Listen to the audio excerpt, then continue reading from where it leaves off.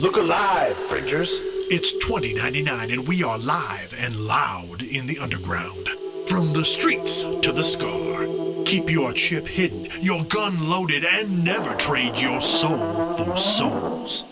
Turn it up and let them know. Big Brother is watching. Time to put on a show.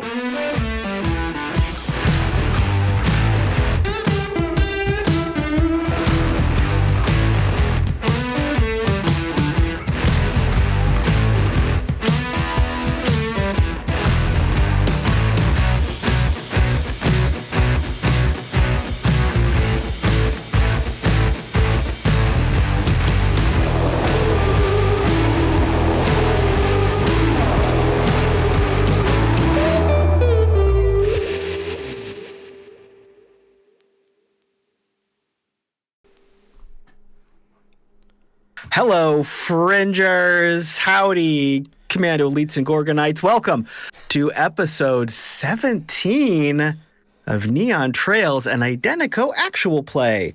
I am your game runner, the Caleb G. It's March. In my part of the country, it has come in like a lion. Gorgeous weather. Speaking of lions, remember Scar from Lion King? What do you think his name was before they called him Scar? Maybe Philip? I don't know. It's just there's an answer to that. So I know there's an actual answer to it because it was in the Lion Guard, but I don't remember what it was. Smooth face. No. Not Scar.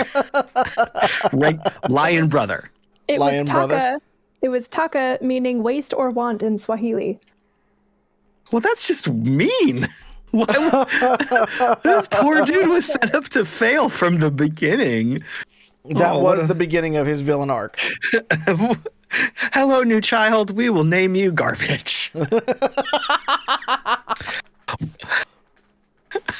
Well, let's spend some time with people who are not garbage, who are wonderful human beings who I love to spend time with. Half our crew just came back from Emerald City Comic-Con. Everyone's tired, but we're here to have fun.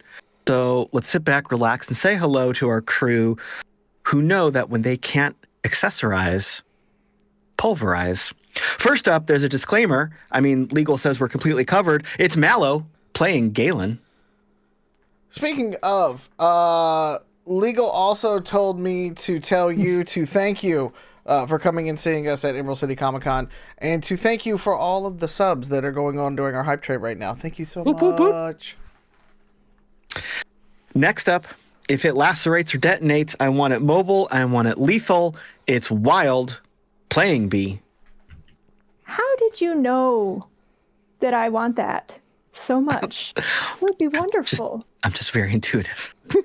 Hey, nerds. Glad to see you. And just because you can't see something doesn't mean it isn't there. It's Pete playing Dog. Yeah. What'd you say? Don't accessorize, pulverize, accessorize. Yeah. Avert your eyes before I hypnotize you. Whoa. Ugh.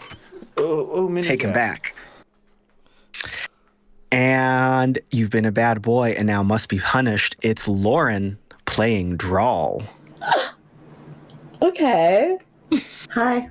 Welcome in, guys. Thanks for being here. Super Jackpot tonight. Really excited to be here.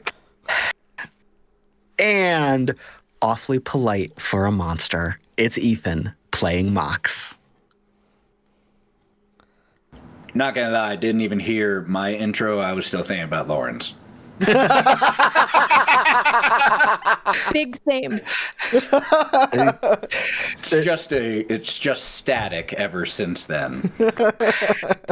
Static and Peanuts teacher voice.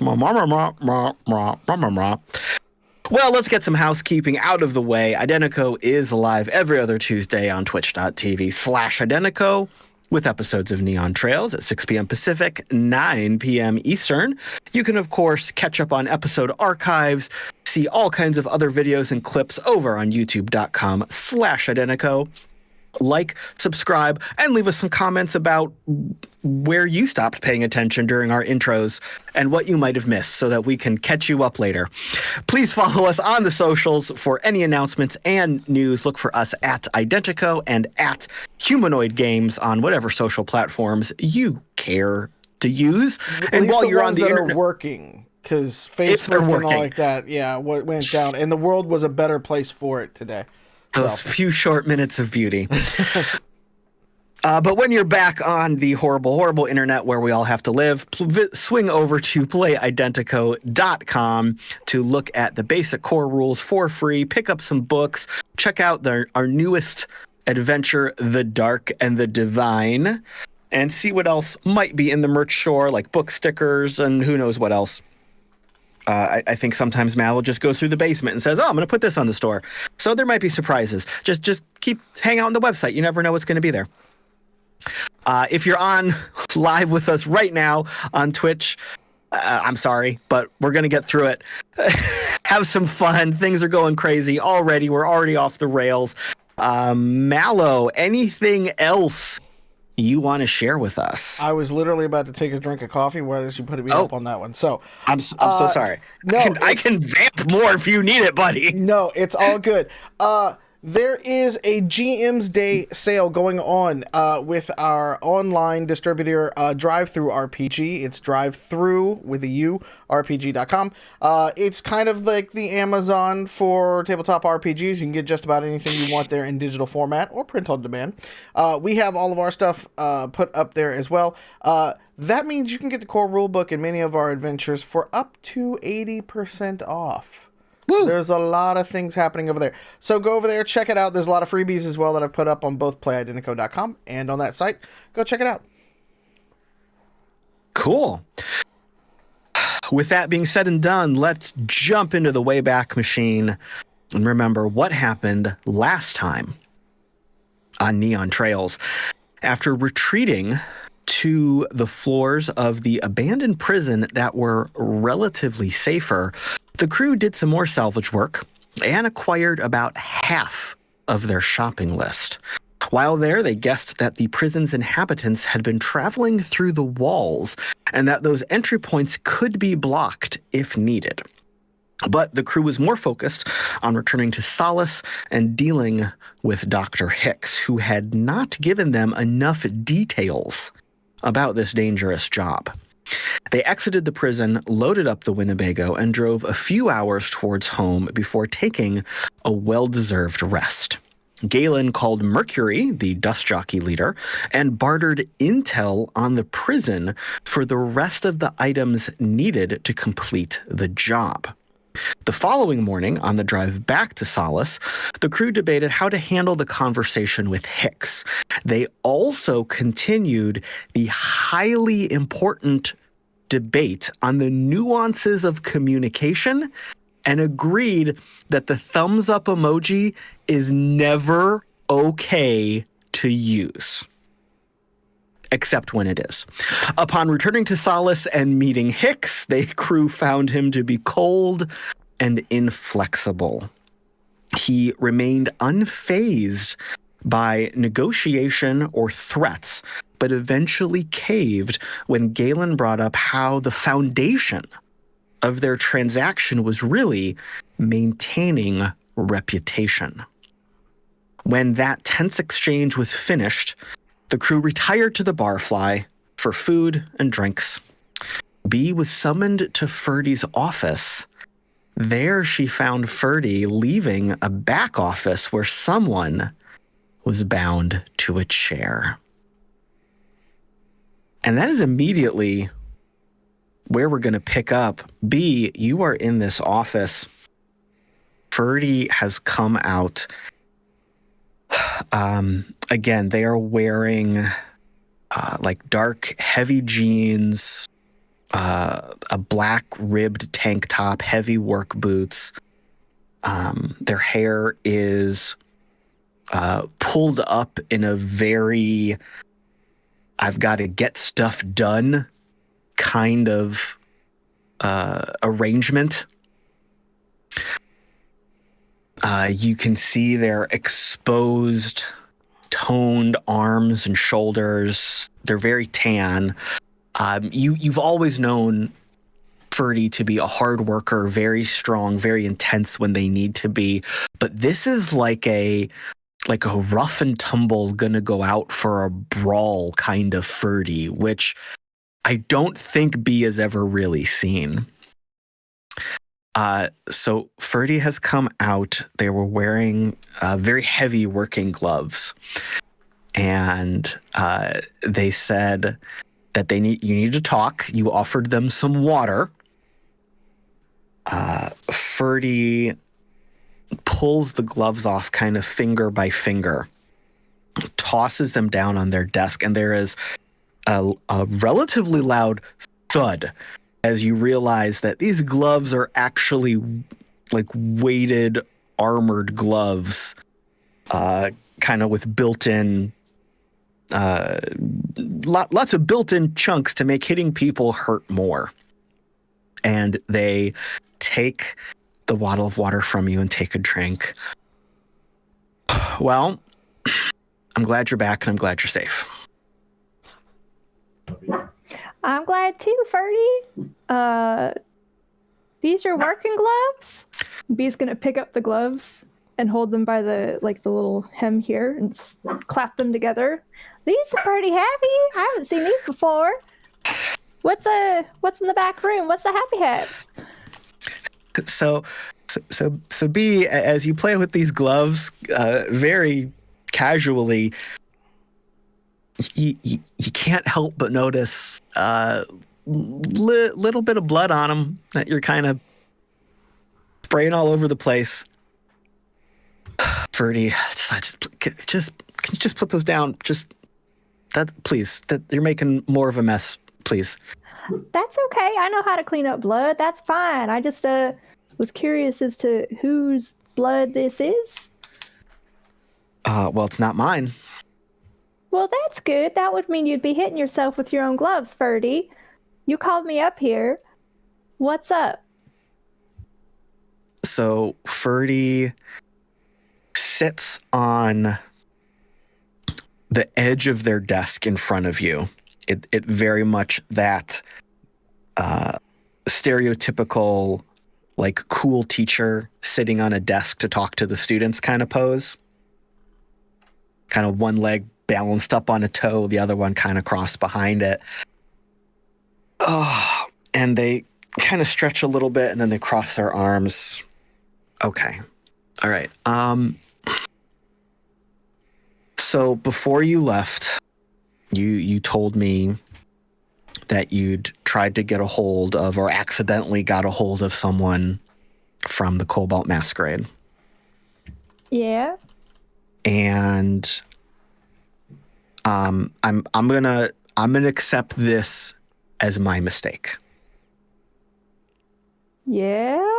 I know you have been wanting to figure out the world outside of Solace and go on adventures and learn more about it, and I've kind of been trying to keep you safer than I should have been. I mean, with all the shit I've seen, even in the last, however long I've been running with this crew, like, I don't know if you were wrong to do that. I mean, it's kind of my own mess. I'm getting older. I gotta figure out what's what. I unfortunately just don't know how to not stick my shoe in the cow pie from now and again, Good. Yeah, you're right. But I could warn you about what's out there in the field to step in. I could show you how to avoid some of it. Yeah, Ferdie, because telling me don't sleep with the hot chick at the Farbly or else you're gonna bring a whole corpo mess down on Solace. That totally is like a one-off situation. Okay. All right. Also, good point. Telling me not to sleep with people is like way against all of your rules. So that's not how you raised me. Well, yes, you're right. 2 points for the record. I don't think that original interaction was necessarily wrong. It did lead to this second interaction that was definitely bad. So that's, little column A, little column B. But I guess as of right now, we're okay for a little bit, but I think we're just going to have to play some damage control here. I took care of the worst of it for you while you were gone. How bad is it? Well, end of the day, trying to get a hold of the masquerade puts you on their radar. And they are definitely not as bad. Well, they're a different kind of bad than the corporations. But they are still not people you want paying attention to you or caring about you or knowing about you. And you basically gave them an invitation to come and talk. Well, I feel like that's a little stalkerish, considering just going on to their little website is what sends that invitation. That's weird and kind of rude. And maybe they need to be taught some lessons. Well, they are genuinely terrible people. So yes, to all of that. So you have the first person over in the back over there. I'm assuming you've had meetings with them. Well, Gotten some answers. Kind of. Whoever they sent out this time was not the same person that was here before. Oh, well, that's a relief. This person was a little bit more inquisitive and persistent. We actually kind of turned him away before he got all the way into Solace, but then he gave some of my other crew the slip and ended up back here. So then I had to take matters into my own hands, and that's why and they kind of motion over the shoulder. That's why he's back there. But I think we're going to send him back to the masquerade as a message. I feel like this is one of those we're sending him back in pieces. No. There's all the pieces are together. Okay. They're just a little worse for wear. Will they still be living, not pieces? I haven't decided yet. Okay.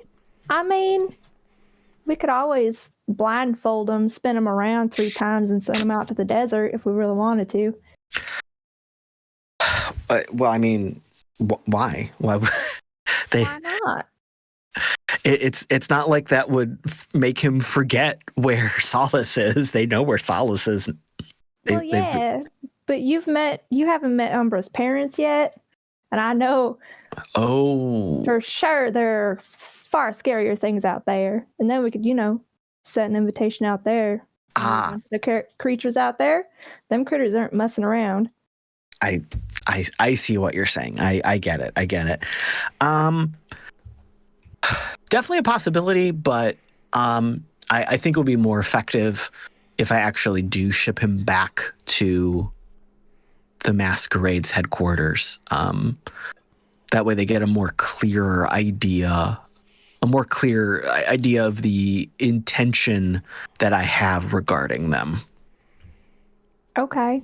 Can we meet him? The Masquerade?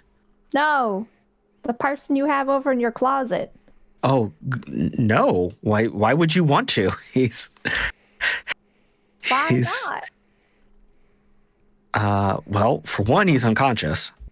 That's fine. And- It'd probably be good to know what he looks like.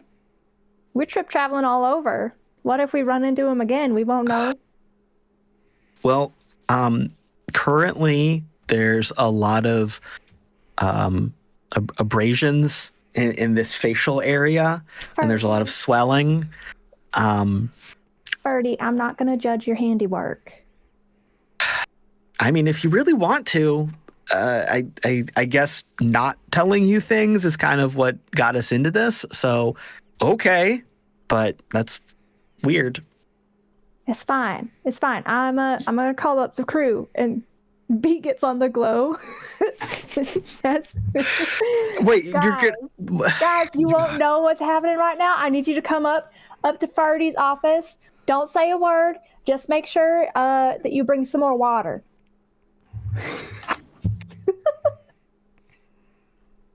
Thanks, Ferdie. I think it's a really good idea because one, we have to know what we're facing, and two, I mean, we could help you carry him out. I feel You have a distraction. like I got bamboozled into this one somehow, but I'm just gonna roll with it. I'm learning from the best. Oh yeah. All right. Yeah, I guess this is my fault a little bit. Okay. All right. You want a drink? I probably need one after all this. Yes. B gets back on the glow. Bring a drink. Ferdie needs one. Were we downstairs Yes. when this occurred? Just make Yes. sure. So everyone was in the bar. Everyone was at a brunch. And then B had been summoned up to the office before all of this happened. That was right at the end of last time. So everyone is downstairs eating and doing whatever.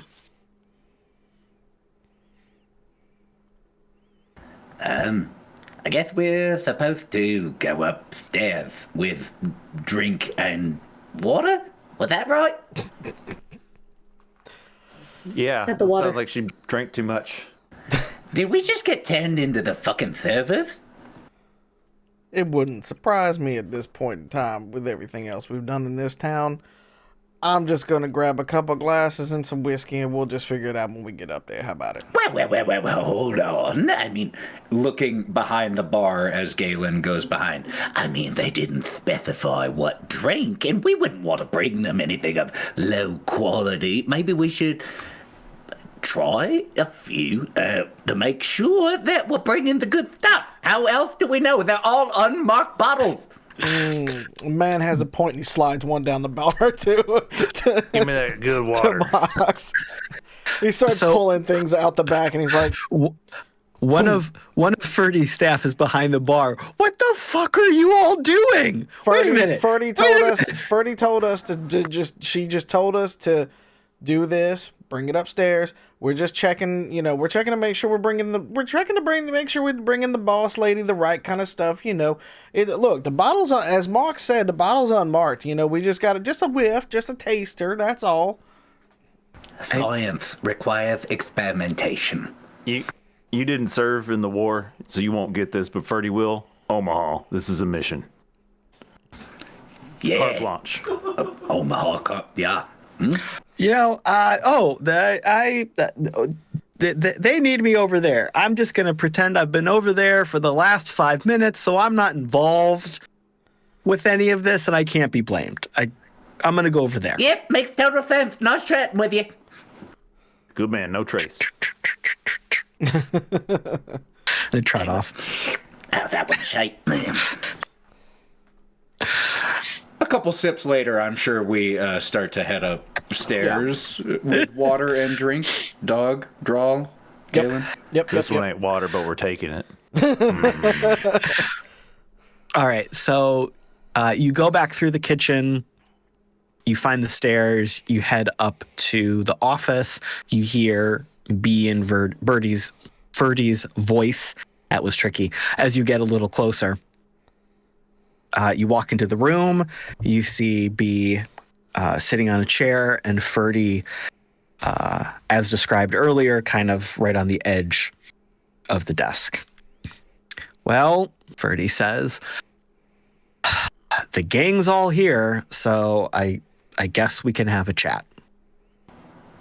Okay. Why do I suddenly feel like we've been summoned to the principal's office? Yeah, what do we do now? As Mock sets the bottles down in front of Ferdie. And have we decided what we'd like to eat this evening? It's barely lunchtime, my dude. I'll come back. You take your time. And for Sorry, out of game, is it dark in here? in this office, it is there's some nice windows, so we get that nice bright almost noontime sunshine. Okay, so it doesn't look weird aside from... No. Okay. No. But then Ferdie gets up and opens the back door to the back storeroom, and that room is very dim.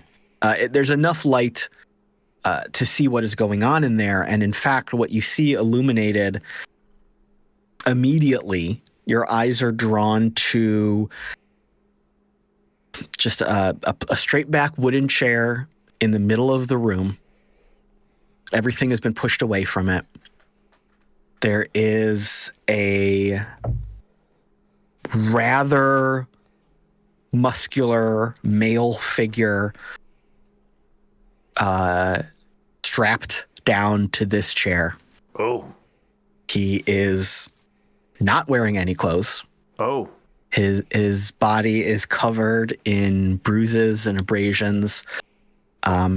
His entire upper body he's like leaning forward from the waist, leaning heavily, full body against ropes that are holding his whole weight. You can tell this is like dead weight. He's either passed out or worse.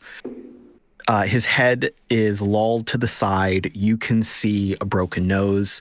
You can see a broken jaw. You can see black eyes. His arms are like down to the side and tied down, as is the rest of his body and his legs. And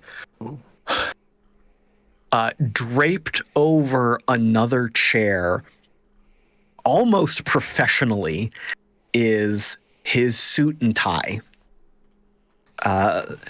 Very carefully, very nicely, and you kind of look at it for a second. It's just a really nice suit and tie, but then you also kind of vaguely recall that when Callisto was in the bar, she was wearing a very similar outfit.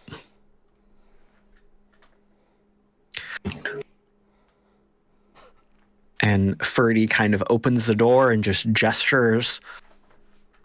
Well, here we are. B wanted you all up here for this part of the conversation. Damn, he's big. What's his name? It's not even my birthday.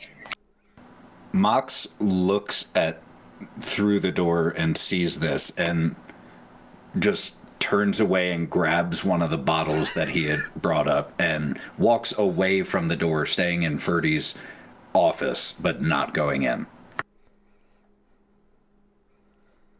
Ferdie, this is either some real kinky shit, or you got some splaining to do, girl. Well, the splaining comes really from your side of things, because you were the ones who contacted the Cobalt Masquerade, and then he showed up, and then here we are. Now, I'm not going to fault you. I'm not going to fault you because you didn't really know, but I think there's a level of common sense when you see kind of a weird, scary sight on the grid, and then it says, we're going to dispatch an agent. It's just not the best idea. Hey, we told you as soon as it happened. That's true. That's true. Why would the first reaction when you open a website be, hey, we're sending somebody to you? What's this, a GeoCities countdown? That's an old reference for people. That's way before 2099. Well, you're right. You're right. The masquerade does operate with a very, very strange set of rules, and you probably wouldn't have thought through it or known the dangers of it. But yeah, we're just in a tough spot right now. Is where we're at. I love this treatment that you're doing here. And he's just going to kind of go up and like kneel down in front of him and look up at him and see if he's still conscious and things like that. And just kind of like, you know, inspect the details, so to speak. But, so Galen has seen people worked over. And this is that. This is that type of backroom. You crossed the wrong person, you said the wrong thing kind of conversation. mm-hmm. The person is not dead. You can see some very labored, very slow breaths, but you can tell they're unconscious right now. Tell me, Ferdie, what was he going to be doing here? Well, to put it plainly, this is one of the agents of the Cobalt Masquerade. They called them acquisition managers. Their job is to track down assets for the club and then protect and monitor those assets until they become Masquerade property. Looking over to be your Callisto was one of them. She didn't know me. I think she was newer. Otherwise, this whole situation probably would have kicked off a lot sooner. They typically work by word of mouth referrals. They're not advertising who they are or what they do. So by contacting the site, it's kind of one of those, we assume you already know us and now you're getting a hold of us kind of things. You shouldn't be getting a hold of them if you're not in on what they're doing. So when this fella was dispatched, he was under the assumption that there was someone here who was bringing something to the Masquerade or possibly a member who needed assistance. We turned them away from Solace, but in doing so, he saw and recognized me. Unlucky happening there. And he was very persistent in returning. And that brought a pretty high level of threat to us. So I had to make sure he couldn't really communicate back to the bosses. Hi, Ferdie, you said we, so you were part of this? One of the many mistakes of my youth. Mm-hmm. And he recognized you. So this man has been in for a little while at least, unless they keep one hell of a database. Well, they do have very good records. You're right. But this was definitely one of the more seasoned agents. And how many other Cobalt Masquerade or former Cobalt Masquerade folks are here to have apprehended this fella right here? Oh, that was just me. He smirks a bit and it's like, well, I like where you coming from now.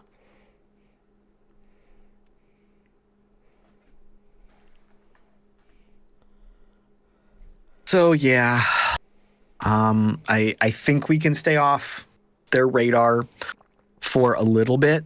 I don't think we pose an immediate threat to them, but they are not the type of people to ignore slights against them, real or perceived.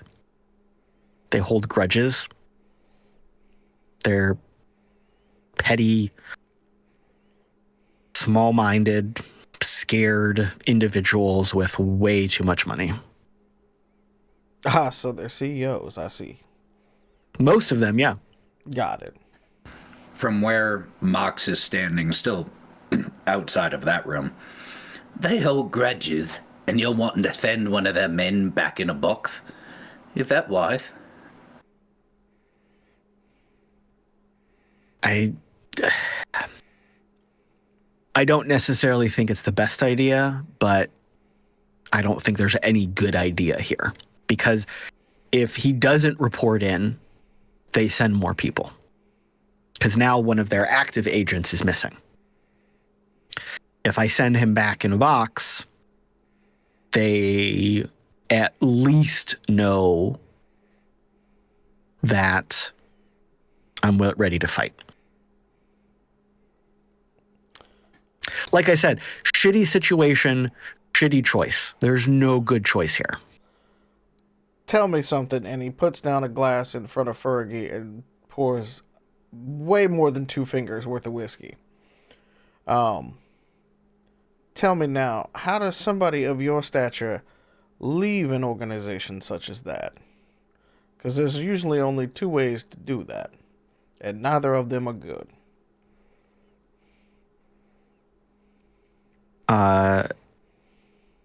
Did you pour that for Ferdie or did you pour that for yourself? No, he places it down in front of Ferdie. Oh, okay. Yeah. Okay. So Ferdie accepts it and slugs it back. Well, thank you. Back in the day, their security was not as tight as it is now. And being part of the system, I was able to manipulate the system. And I mean, end of the day, when the mission report comes back that all assets were lost, they just took it as a loss and didn't dig in too much further.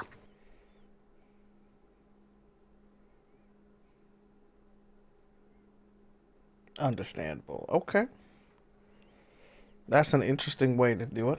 Like I said, there's only 2 ways to get out, and neither of them are great. Yeah, I made a few ghosts that day that I still carry with me, but We all have a few of those in our past, so we drink to their memory, unfortunately. yeah. So, does that mean that whoever owned those keys that we picked up was also part of the Cobalt Masquerade? Keys. It had a little dingle dangle, one of the keychains. Mox, do you remember? That was where we looted. Oh, sorry. Wasn't that where we found the card on the person's belongings? The card came from Callisto. And there was. Found keys. Yes, I do. That is true. I'm trying to find the note. I have it here. That's what's frustrating me. I just wrote it down 10 minutes before the stream. I'm trying to find the note. I'm so sorry. The keychain was on the mad scientist from the silo. The key fob on the scientist's fob. body. The key fob, okay. Session 10. Yeah. Take it from the top, my friend. Yes, I do believe about 7 sessions ago we picked up a key fob from remember that scientist that I made friends with who was doing all the studying on like the weird goo? Good man. Yeah, he had the key fob. No, I get it. Well, that's a whole nother story I need to understand. That sounds okay. I was more puzzled by like The key fob. What key fob are you talking about? The one that looked like a cat head? Oh, okay. Was it this? And Ferdie opens a drawer on their desk and pulls out one of the business cards, like B had from Callisto, and it's that thin little metal with the cat face on it. Was it this symbol? And it's exactly what was on the key fob. This is his, by the way, looking at B's reaction and face. This was his. Oh, okay. I emptied his pockets. Okay, yeah. So that's something that they give to members or prospective members as kind of a calling card. It's access to facilities. You know how in the plexes your chip is like everything you are and all of your worth and reputation and value, and that's what gets you access to different places and allows you to who you can talk to and where you can be, that kind of thing. No, but I'm sure everybody else does. Oh yeah, that's a thing, by the way.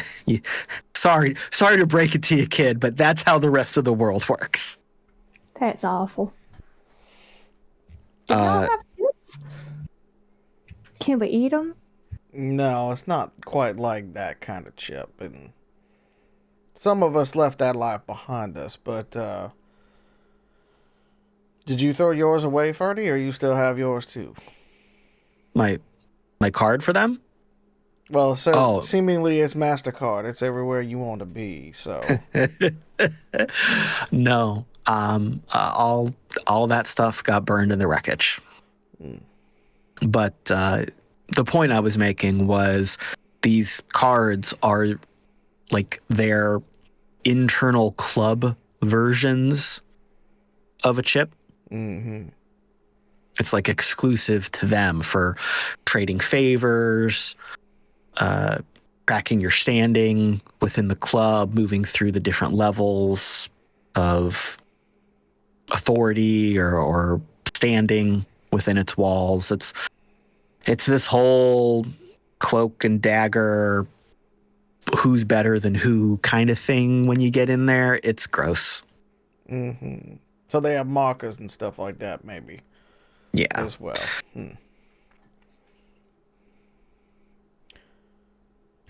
Okay, well, we seen him.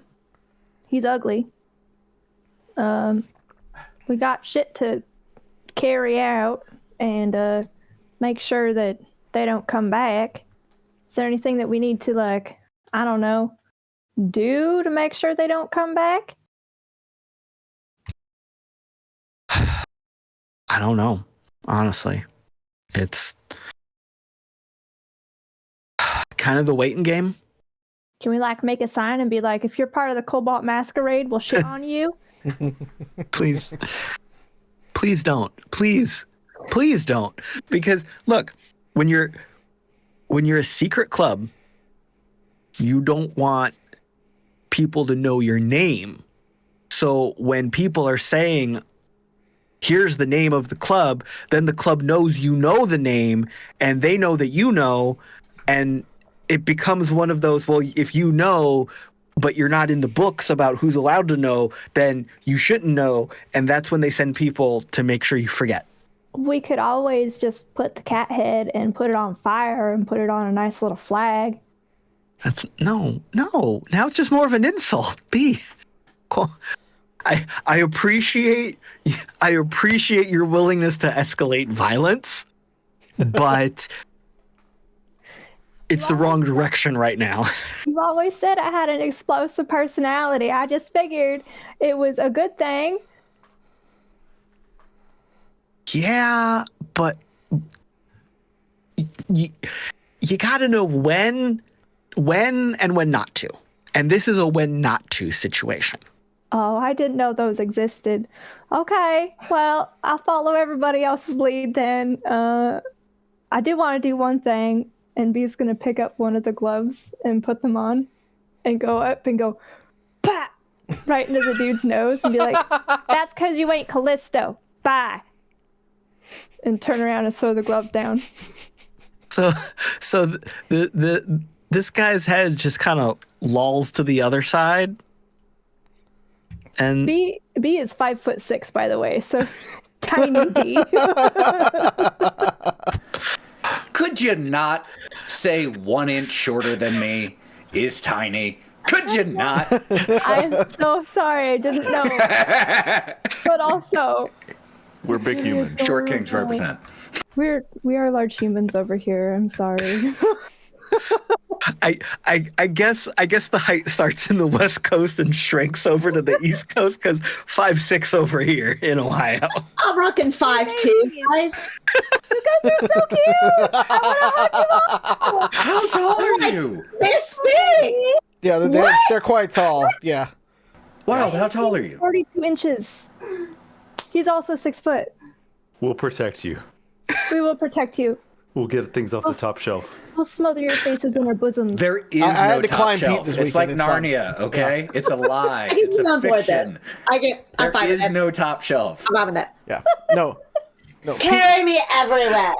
I'm Pete, so Pete sorry was I took your navigating Emerald City Comic Con by like holding his arm out above everybody else to be like, I'm going this way. Nope, now I'm going this way. It was Part of the fantastic. appeal was Yeah. to see my hand over the top of the booth when I lifted up like this. Mallo's kiddo and I were doing wavy arms and we were attracting everybody because we were so large and So anyway, very tiny 5'6" B. I'm sorry for triggering you. minuscule average height person. I think it's adorable and it's also only from my own filter, so I'm sorry. My mom is 5'2" as well, so if that makes you feel any better. I don't take it personally. It just makes me go, hold me. Exactly. So cute. This tangent about heights and body perception brought to you by our unhingedness. Tune in, it gets better. Or worse, depending on how you perceive it. So, B has just punched this poor, unfortunate, unconscious, beaten to a pulp individual. Ferdie just looks at you. That was just unnecessary. That was unkind. But Kind of. Never mind. so, I'm gonna take care of this. You don't need to be involved more, says Ferdie. Stay safe. Stay quiet. I think you said you just wrapped up a job or came back from a job, right? Yeah, we're drinking after a job because that was Okay. a bad job. That job sucked. Can we put another person on the list? Can we put this other person in the closet? Can I borrow your gloves? What? Let's one thing at a time. In order. Priorities, appropriate reaction, and priorities. Let me deal with this first, and then we'll move on. I would recommend being very careful with any other jobs you take right now. Make sure they are from someone that has been vetted. Nothing secret, nothing that might be suspicious. Maybe don't take any jobs just in case, but if you have to, like, play it cool. And Ferdie kind of looks over to Galen and Drall being the more responsible of the party. Just be smart. But I'm going to take care of this. Y'all can go back to finishing your post-job party. And I will do better to keep you in the loop going forward. Thank you. This all feels like it's tainting the party, but just if anybody from the masquerade gets a hold of you, if this Callisto comes back, just get a hold of me right away. Run the other direction. Please be careful. This This has the potential of going very bad. Hey, Ferdie. So I'm kind of freaking out about this a little bit. This is a little more than I'm used to, for the most part, but like, I like you, and, is there anything I could do for you specifically before the shit hits the fan, or is it just gonna hit the fan and just like prepare yourself kind of thing? Well, I appreciate that. I like you too. Thank you. At this point, I don't know. This could be nothing. This could be everything. Yeah. I'm not trying to hide anything from you. I'm being honest and clear. I just don't know.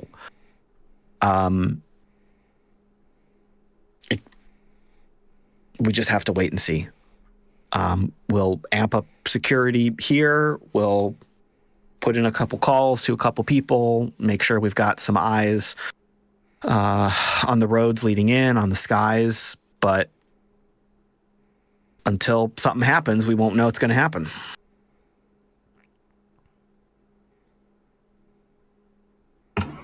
Okay. Ferdie, I'd like to stay for a minute when everybody else leaves and have a discussion with you real quick. Is that okay? Yeah. Yeah, that's fine. And he'll look back at the rest of the crew, and Mock's still holding the bottle and everything like that, and then just kind of looks at it. It's like, I'll join back up with you here in a minute. You don't mind if it'll... Ferdie just gives you a wave. That's fine. That's fine. Ferdie, I'm taking these. They match my outfit. They are too big from you, and they need to be cleaned. I'll clean them. No, put them down. I'll get you another pair. Can they be hot pink and hot purple and black? That defeats the purpose. Oh, my God. It'll make them go super fast. No. I'll leave you alone. We'll talk about this later. Have fun. Why do I do this to myself? Why?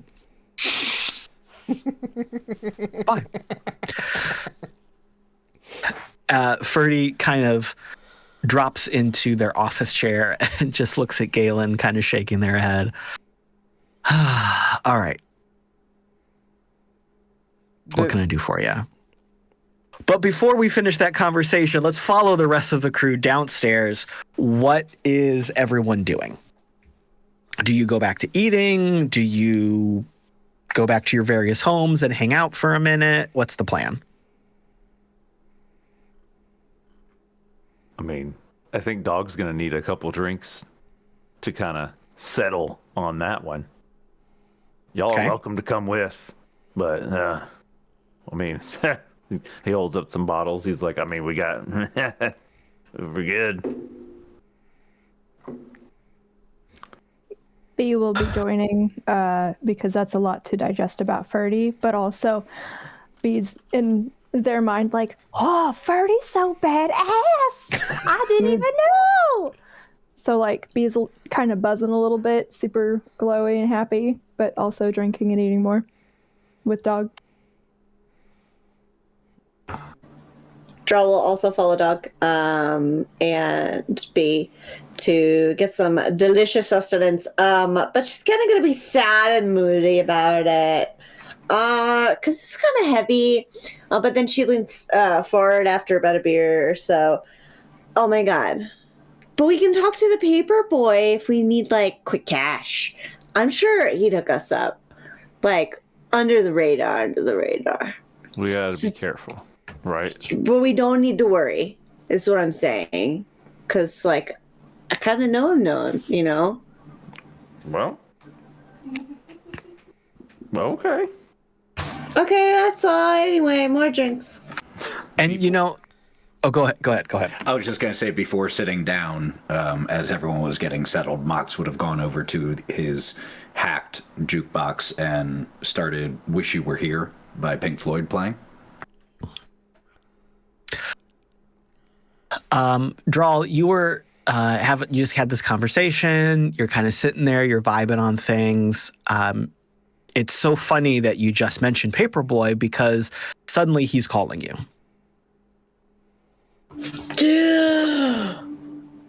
He's listening.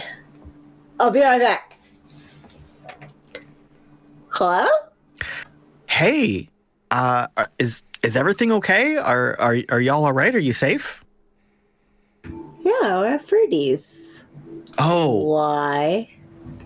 Oh, you're back. Oh, okay. Yeah, we just got back. Yeah, we just got back. That place was so fucked, my guy. Okay. That's cool because I was keeping an eye on that area you told me you were going to. And yeah.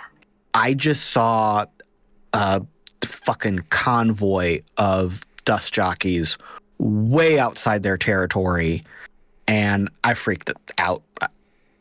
I thought something went real bad, so I was really worried. Wait, you freaked out? Yeah. Wow. Yeah. Cool. I mean, no, we're good. We're good. Okay. Okay. Yeah, we're good. But DJ's going that okay. Yeah, we're good though. Okay. But you were worried though? Yeah.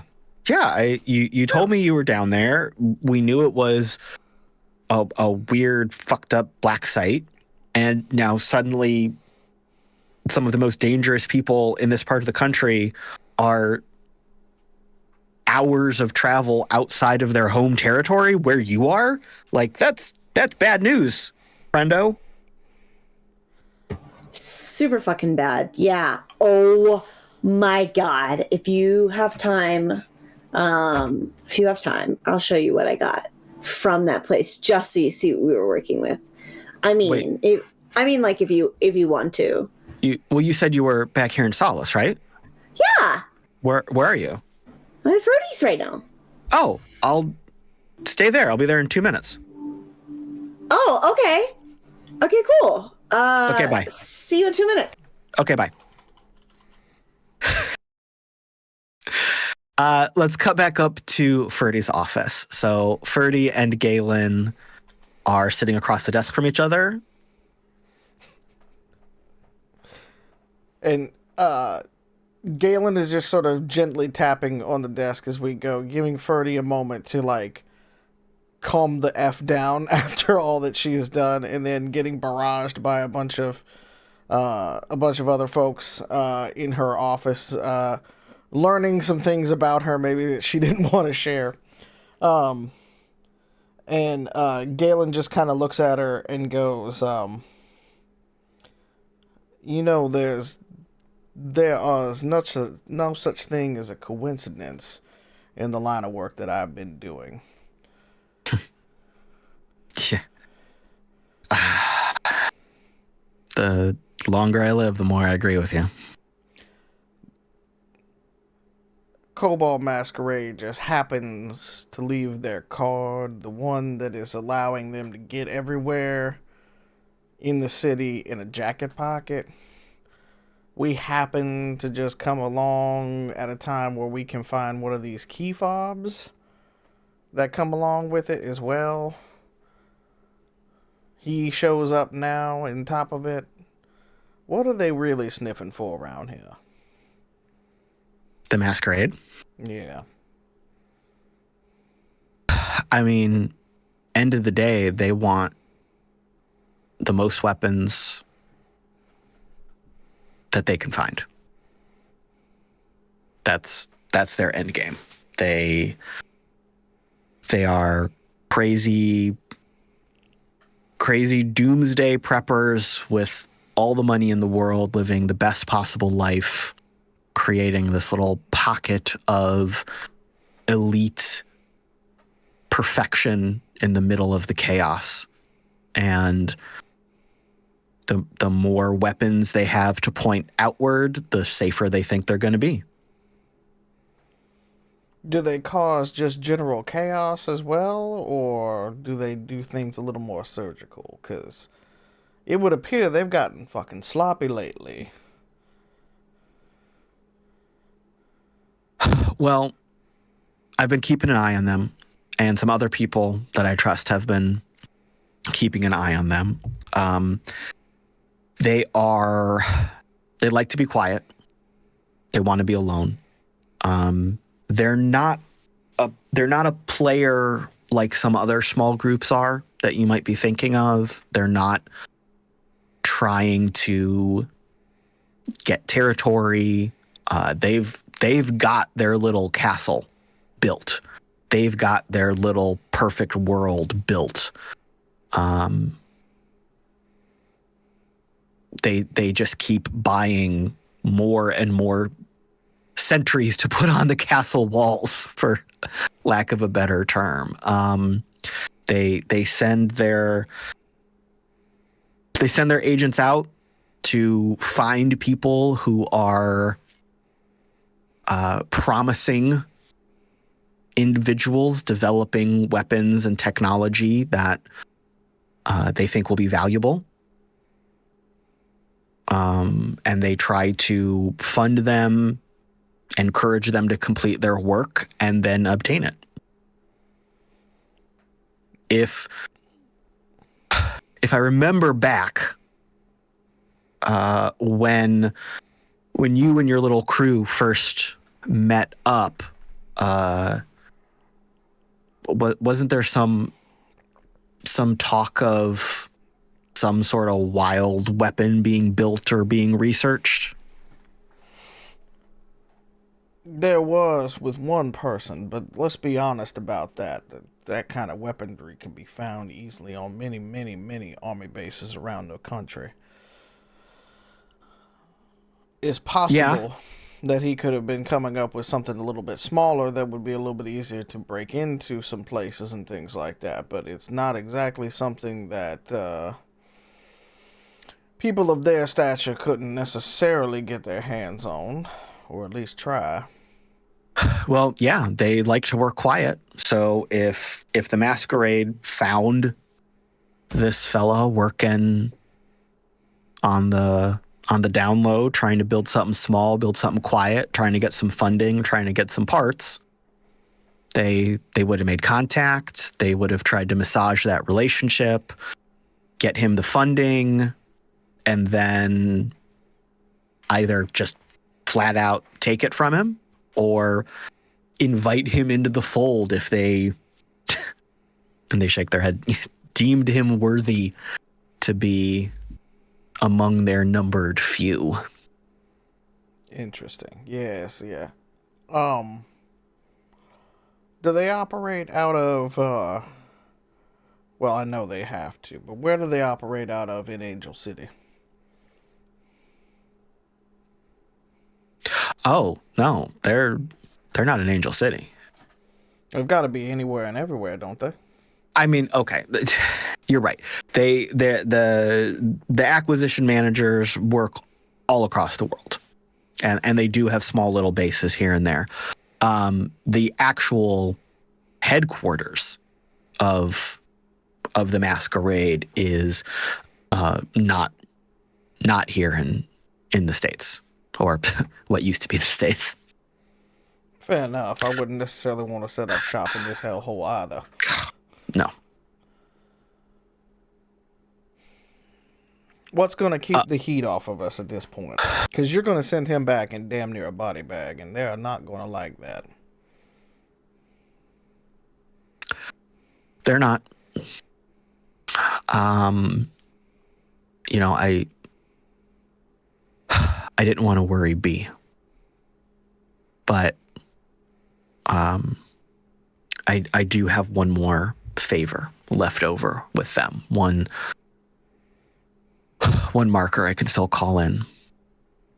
And I think doing so will keep the heat off of us. So that's my card to play, and my burden to bear.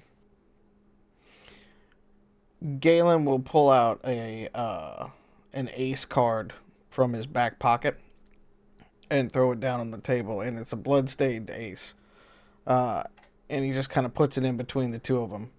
And he goes, I've got a few more in my pocket as well if we need them. I don't want to pull that kind of heat on a Solace because I know y'all are trying to just be...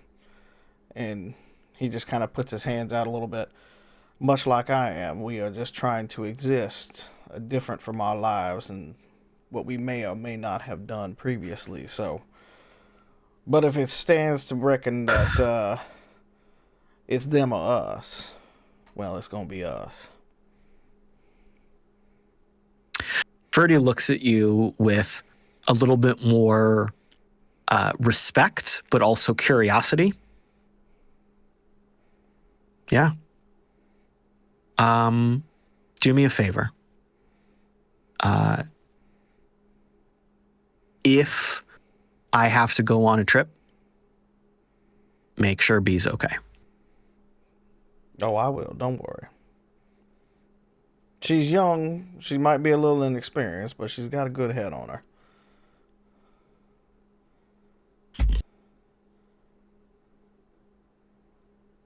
And he just kind of nods and he goes, if you need some help getting rid of this one, just give me a shout. We can have a few more words with him before he comes back to ensure that he does not want to mess with us anymore. Otherwise, I trust you got this one just perfectly fine. He got the message several times over, but thank you. Well, do know it's his damn fault for continuing. You did warn him, didn't you? Oh, absolutely. Yeah. He thought he could buy his way into a higher rank within the club. They always do think that, don't they? Yeah. Yeah. All right. Well, I've got a little bit more work to do. But I appreciate talking to you. Galen tips his hat, leaves the ace sitting there, gets up from the chair, and then just kind of walks out without saying another word. So back downstairs, a few minutes has gone by, and the doors swing open. Paperboy rushes in that way that he was walking super fast, and he's out of breath, but he's trying to hide it the second he walks into the building. So he's like, he looks around, and he sees Drall at the table, and you immediately see a little bit of a relaxation in his body language. His shoulders droop, a little bit of tension drops out of his posture, and he tries to casually walk over like he's just, oh, hey, what's up? But it's a very direct walk through the groups of tables. Hello. I'm so glad you're here. Hello. Glad to be Hi, here. everybody. Hey, boy. Hey. Hey there. Cool. So yeah, you had a crazy job, huh? Look at this. And she, both hands slaps the glow down in front of him and starts at like the garage doors to this facility where you see the big oversized plants and all the vines are everywhere. And then it cuts to like piles of like machinery, and inside the building, the hole in the wall, you see just a random, looks like C4 in Mox's hand while he was moving or something. But then you see like there's bodies stapled to the walls. You see this weird viscera. You see like this little swoosh of a plant person. Shows the elevator doors, the hallways, just the decay and just how things don't feel right here. There's all kinds of stuff in there. Death of flesh. As this is happening, Mox just glances over, sees Drall doing this, pulls his glow out and slides it over and taps on it to start the video from his watcher, and then just goes back to refilling his drink and humming to the songs. Drall. Oh, sorry, go ahead. B joins in with footage from Umbra following the hulking figures downstairs with their glow. Drall elbows him. Look. Wild. Paperboy is dumbfounded. Drall, you have never known him to be dumbfounded in the time you've spent working with him and knowing him. He has always been this cool as a cucumber, master of the room. He's the one with the information. He's the one who knows the secrets. And not only are you dropping this information on him, but you're giving him this multi-cam, multiple perspective influx of data, and he is just jaw open watching. He's moving from feed to feed, from glow to glow, trying to take it all in at once. He's looking at one, he catches something out of the corner of his eye, looks at the other one. What the fuck did y'all get into? Seriously. And as she sees the reflection of the individual screens that he's looking at in his eyes, her eyes kind of light up really wide and happy as she sees this complete speechlessness in this very calm and collected individual that she's come to know. And she's just kind of like, yeah, I was pretty fucked, my guy. So, Hicks? Woo! First of all. Second of all, we could only get part of his stuff. Third of all, it was one thing after another down there.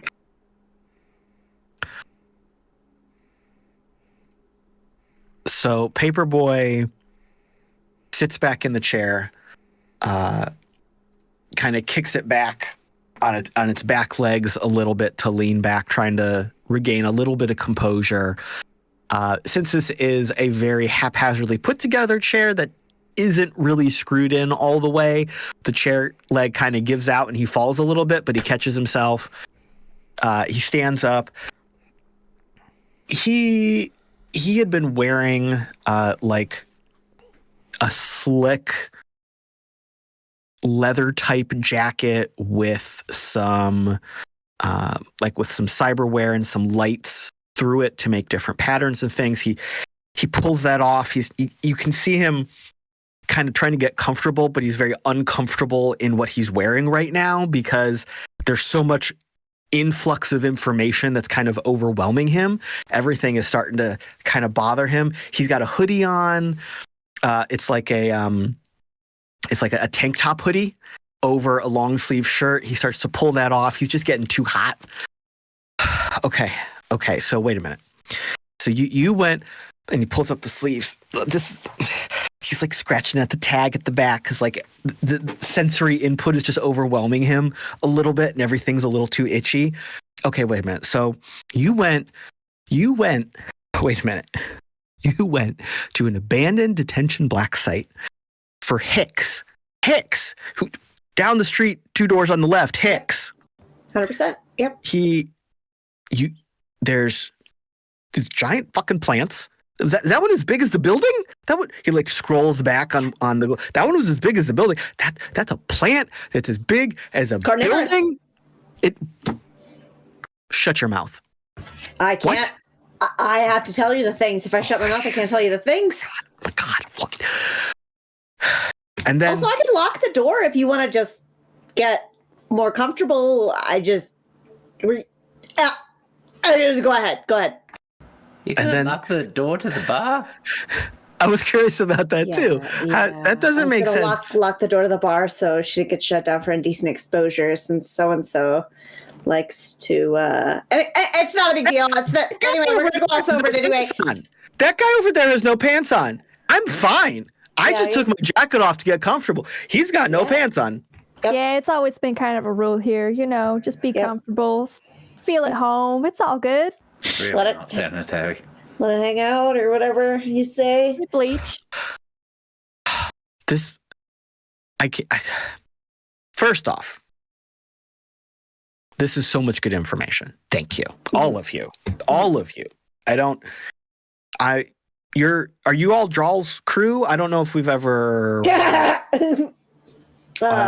friends. Yeah, we're on a crew, but they're not my crew.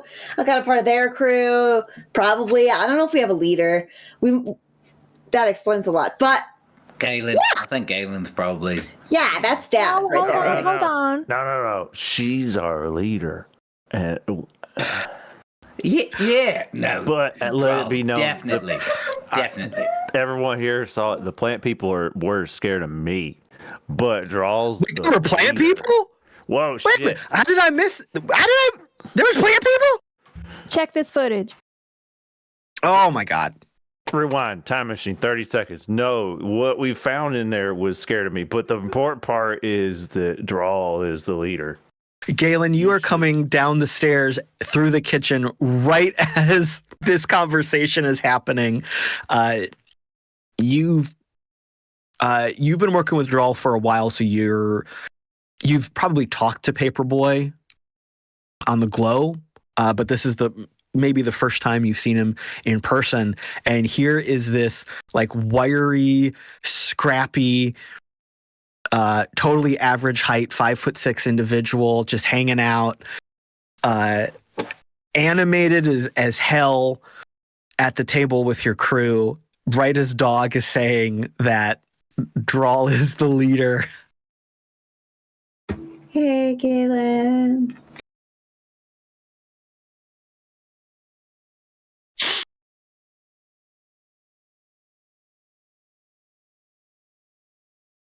Paperboy.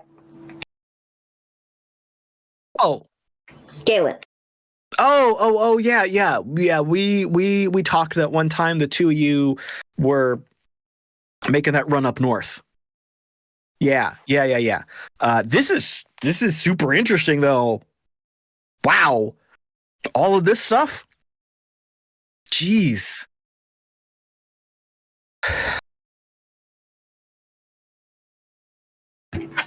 Yep. Yeah. Baptism by fire. Yeah. It was intense. Yeah.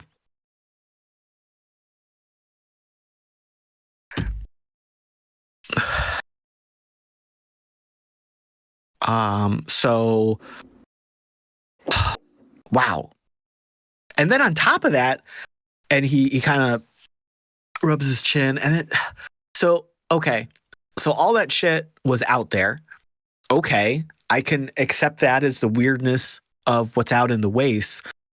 But what I'm really puzzled about right now is why a whole crew of dust jockeys are headed down there right now. Like, why are they so far out of their territory making a run? Like, it's better that we tell you in person. It's fine. It's something that you probably shouldn't be worried about at all. They're probably just, checking for giant man-eating plants. Just to seed plants.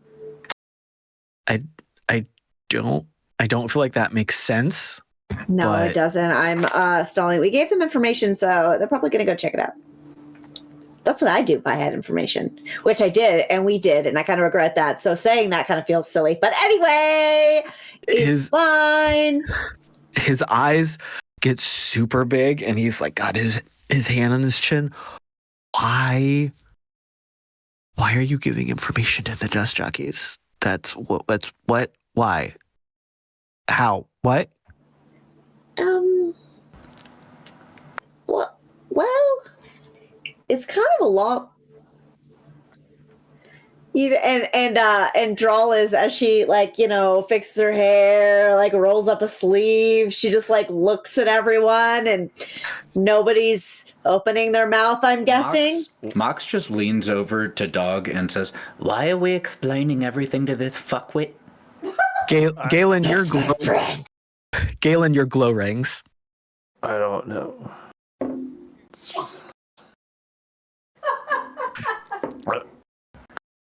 The PB they're checking out the dust. Don't worry. They gotta check pH levels to make sure the environment's good.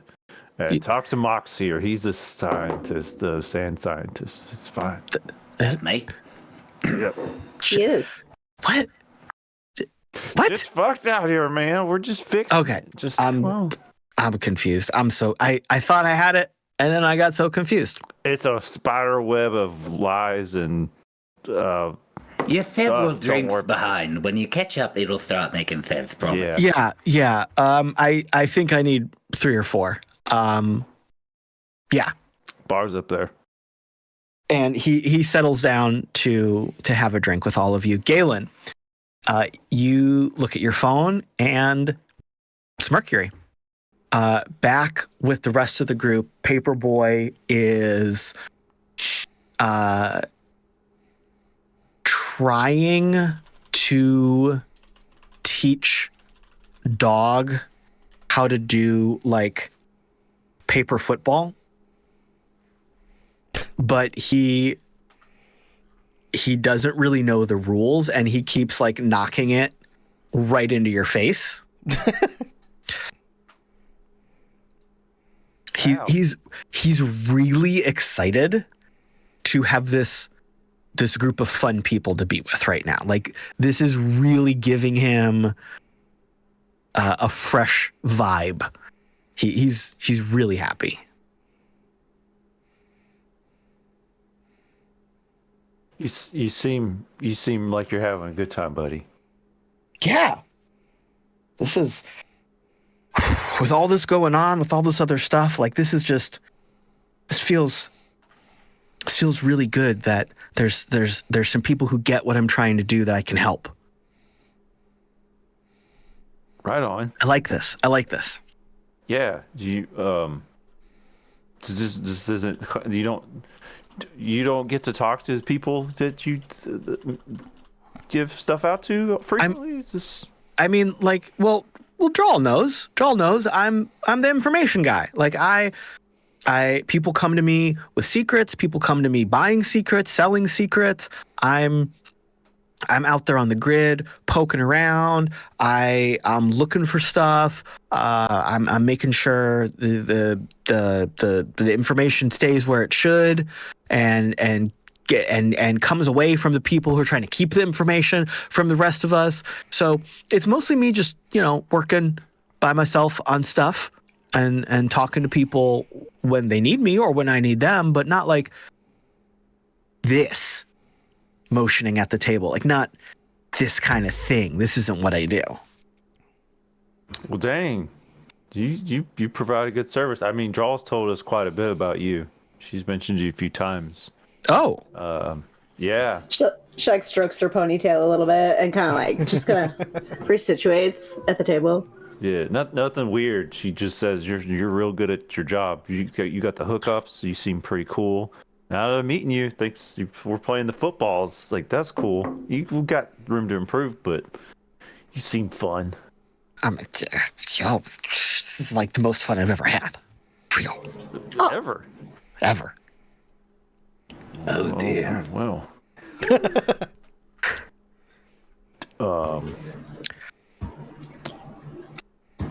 Well, welcome. Yeah. Good job. Yeah. You want another beer? Absolutely. Yeah. Right. So stand up and go get some beer.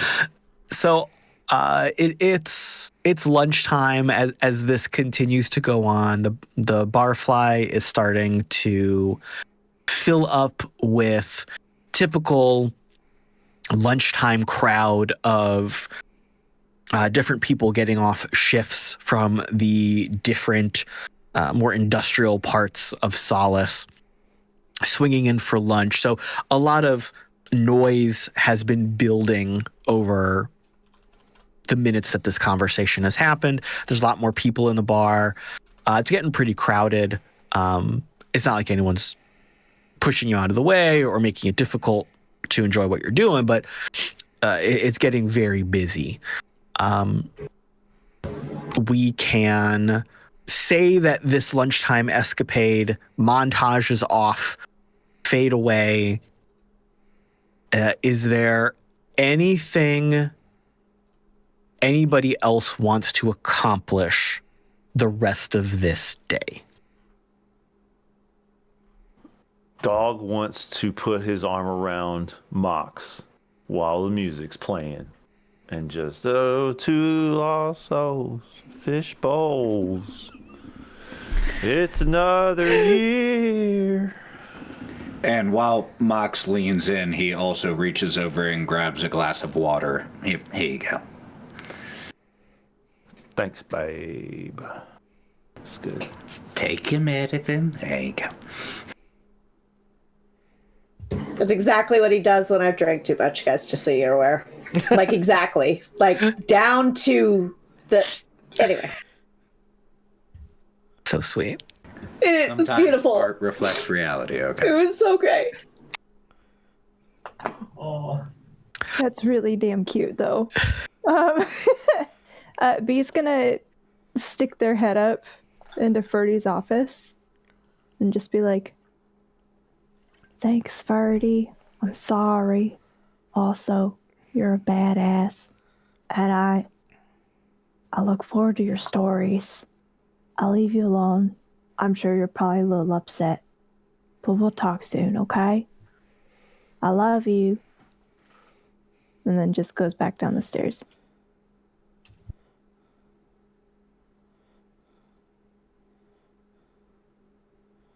What do people do towards the end of the day?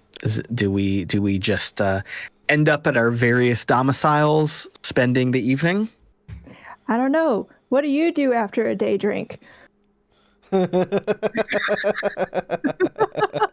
Walk around and touch everything at Home Goods. Oh, that is true. We did do that. Oh my god, yes. We did that. Pete was coming up with like descriptions of like, this blanket is the blanket that you get when you're staying at your grandma's house and you're really sad that you're away from home and you don't like the blanket because it's scratchy, but it's really nice because it's warm and heavy and you're just excited to have a good day the next day. For what it's worth, that sounds like an awesome blanket. It was on sale. I don't know. I think B is probably going to follow people until it feels a little awkward to be around the couples. Might end up back at Galen's because Galen's really chill. All right. So the rest of the day passes, the evening passes. Nothing really ridiculous happens, just typical life in Solace. The next morning, typical morning. Everyone wakes up probably a little bit late, dealing with the after effects of the celebration and the weight of the information that has been shared and discussed. But Solace itself is still moving on like it always does. Nothing out of the ordinary is occurring. I think we can start with Galen. You're up in the Winnebago. And what time do you think you would get up to do stuff for the day? He'll wake up after a day like yesterday and stuff like that. He'll probably wake up about 9-ish or so. He's still an early-ish riser, but... All right, so you wake up around then, you're getting into the groove of the day. You see Bill is packing up to leave for another run. And he's throwing his stuff into the cab of the truck, and he waves at you as you're coming out for the day. All right, now be safe on that run now, Billy. Oh, you know how I do. I'll be fine. You All take right. care. Yep, you do the same, bud. And He's going to grab a beer out of the fridge. like you do. Yep. And you notice that there was a message from Mercury from middle of the night, like maybe 3 a.m. This motherfucker does not sleep, does he? He sent you a video file. Oh, now this is interesting. And he's going to go back in the Winnebago and pop it open, not doing it out in the middle of nowhere, or out where everybody can see it. And the message he sent was, Tenson sent me this from the 4th level that you mentioned. Oh, jeez. Wow. ... Yikes. Period.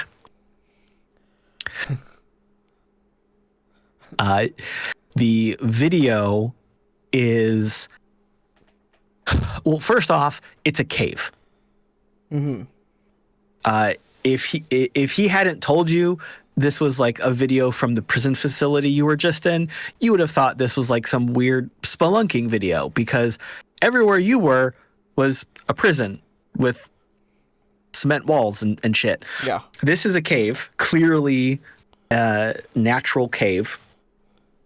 And you can see it's like a first person video, so you're guessing it's like from a watcher or like a helmet cam or something.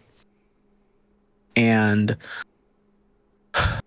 the video follows down a very narrow, like claustrophobically narrow cave path. And you hear a voice, and so a voice you don't recognize. So you're guessing maybe it's this Tenson individual, maybe it's someone else. Oh, wait a minute, there's a trip line right there. Hold on. And then there's like a little jump on the feed as they kind of step over something. You hear someone talking in the background, a different voice. Oof, that was probably one of the pit traps. That last one was nasty. We almost fell. And they move forward a little bit more, and they look to the left, and they run their hand along the wall. You can see like an armored, gloved hand. Right here. See that right there? That's whatever language they're writing in, says this individual.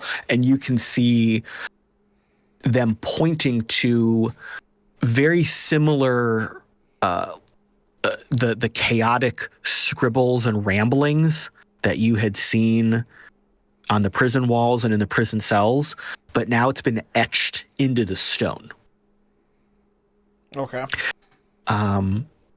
They keep going. They take a couple very sharp turns, and the cave wall, the cave path they're on opens up very wide, very suddenly, and there is a large cavern that they're in. It is lit up by like those big industrial glow sticks that have been like cracked, that explorers would use, and tossed all around the room. And this individual who's recording this video says, okay, so over there, and they point off to the left, or the right. They point off to the right. Over there is where we found the altar. And they point over to the left. Over there is where we found the pile of stuff. But that, and the hand points ahead. I'm not going down there. And you see that they are pointing to like a big hole in the wall that's clearly another path out of this cave. Mm-hmm.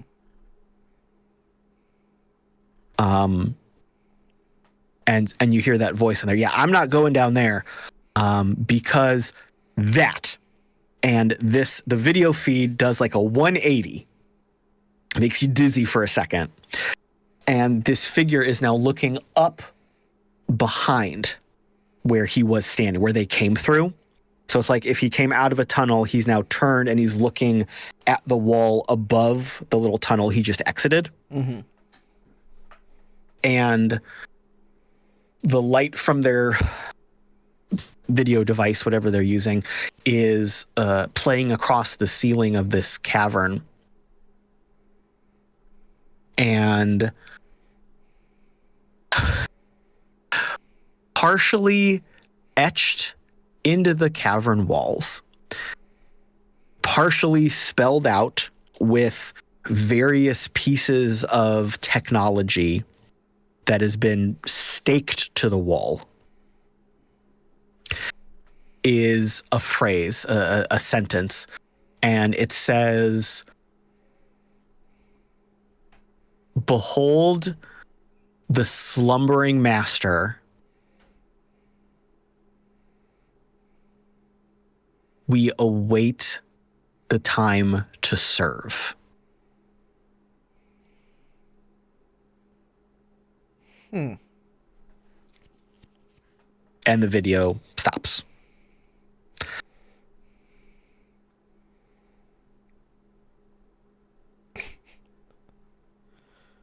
Galen is going to text back to to Mercury and says, "Assume they made it out alive." You mean my crew? He's texting back to you. My crew? Yes. Oh yeah, they're fine. Okay. They had a few script. Can I call you? Sure, absolutely. Like you can see him starting to type you see him typing the little 3 dots. And he just calls you. That was just going to take way too long to type, man. Fair enough. But you can see why we titled that episode "Nope" and just came back out, right? Yeah. Y'all should not have been down there. So none of my team died.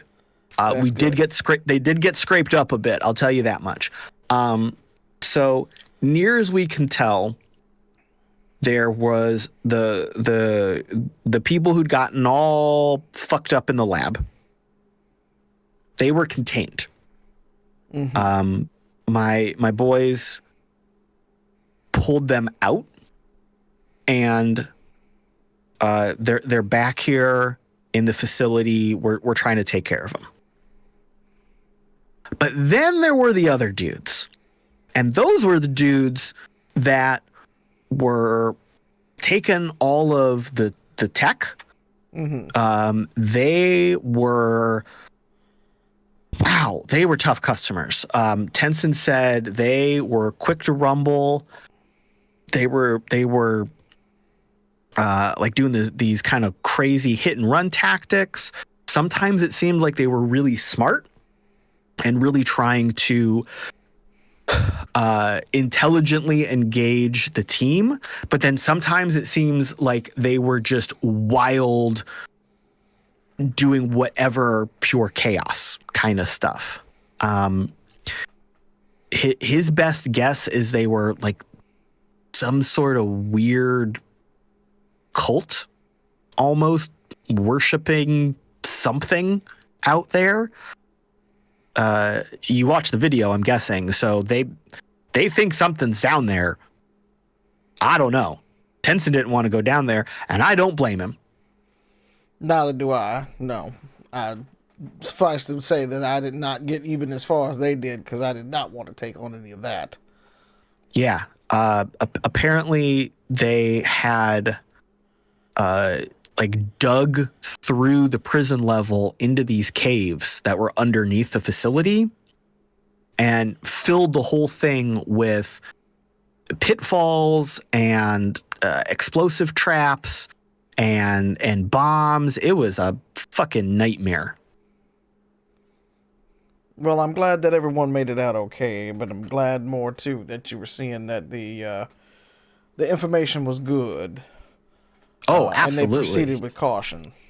Yeah.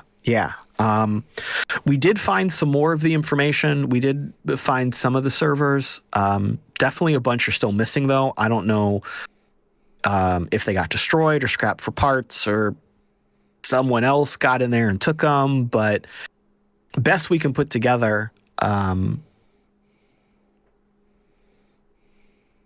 riot that happened, I think it was like 7-8 years ago is what it looks like.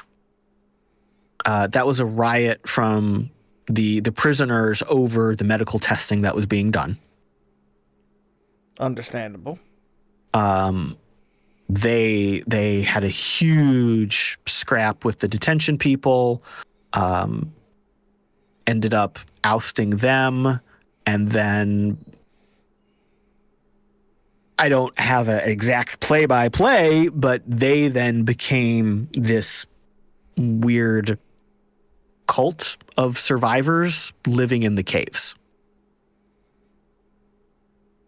Seems like a big jump, so I don't know exactly how it happened. I don't know if it was some residuals of the experiments that went wrong. I don't know if they found something down there. I don't know if they just all collectively went wacky in the head. But Tenson said they were all cybered out to hell. They all had just a mismatch of parts slapped on top of other parts. Some of them they haven't even lost the parts they got replaced. They just had extra parts bolted on. Like he said there was one guy with like 8 arms running around. It was crazy. He still had his original arms. He just had a bunch of extra arms screwed into his shoulders. It was weird. It was very Dr. Octopus kind of thing, I imagine. Who? It's an old reference. You might not get it, but it was a man with a bunch of extra arms, cybernetically enhanced, and yeah, I'll fill you in on. It's a long story. I'll fill you in on the whole thing later. Okay. But yeah, it was weird. It was weird, but we got the other survivors out of there.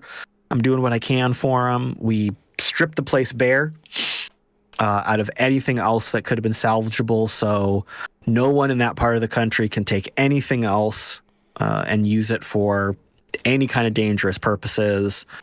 And hopefully everything's okay. Indeed. I appreciate y'all taking a look at that, and I appreciate y'all getting hopefully a decent kind of payday out of it. It was, yeah. There was a lot left over in there, buddy. Wow. Yeah, it wasn't fitting. Let's put it this way: not all of it was going to fit into Winnebago. So, yeah, that's for sure. Hey, if you want an upgrade, man, that thing's seen it. I saw it when it was in my garage. If you need something new, just let me know. I most certainly will. We might be crossing paths again here soon, you know. Always good to check in with our friends and things like that. So yeah, I'm just a phone call away. If you need something, let me know. Absolutely. But yeah, I just wanted to give you the skinny once we figured it out. I appreciate that so much. Thank you. Yeah. Anything else you need? Any other jobs you're heading out on? You need a hand on, or? Not at the moment, but like I said, I'll let you know as we've been taking care of some post-job cleanup and things like that over here. As you can imagine, having seen some of that, a few of the crew and things like that, I've needed a bit to decompress, as they would say. Sure. No, I understand it. Okay. Yeah. Well, we can talk about that later. Don't worry about it. Okay. Yeah. Have a good one. See ya. You do the same, sir. Talk to you soon. Bye. I love that Mercury, that Galen is very poop, but Mercury's just like, bye. Like he's putting out 2 fingers, like, deuces. Deuces. All right. So that conversation has happened.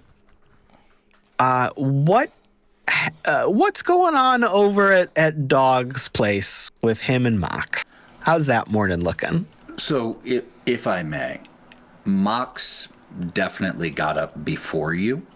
So by the time you're up, it already smells of smoke, and Mox has coffee going, but is sitting on the couch, his cyber leg bouncing in nervous energy. Hi, good morning. Good morning.